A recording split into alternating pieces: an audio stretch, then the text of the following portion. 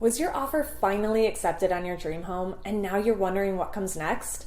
In this video, I'm going to walk you through the process of going from accepted offer to closing. If we haven't met yet, I am Anna Kenney, a local Northwest Indiana Realtor and expert on this super competitive market. Okay, here are the steps that come immediately after offer acceptance. Number 1, turn in your earnest money. The amount of money due is written in your contract, and your realtor can tell you who to make the check out to and where it needs to go. In Indiana, if it is $1,000 or less, you can write a personal check. If it is anything more, it needs to be a money order or cashier's check, and you have 3 days to get this turned in. Number 2, schedule your inspection. Unless you waive the inspection in order to get your offer accepted, which I talk about in my previous video titled 3 Steps to Win in a Bidding War. So if you haven't checked that out yet, go back and watch that one. You will have a certain amount of time to get your inspection complete. You'll hire a third-party inspection company to come out and tell you about any major defects on the property.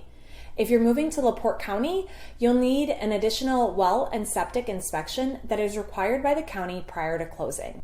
If there are major defects, you may want to ask the seller to make the repairs or ask for a credit toward your closing costs.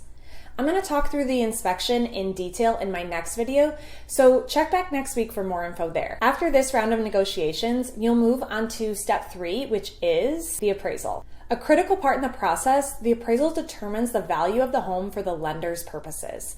We want the house to appraise at or above purchase price. If it doesn't, either you as the buyer have to come to the closing table with more cash to cover the difference, the seller has to come down in purchase price, or a combination of the two. This is where expert negotiation skills on your realtor's end are critical. Last, but certainly not least, is the closing. The closing takes place at the title company. If the amount you owe for your down payment and closing costs is less than $10,000, you can bring a money order. If it's over $10,000, you will wire it ahead of time to the title company.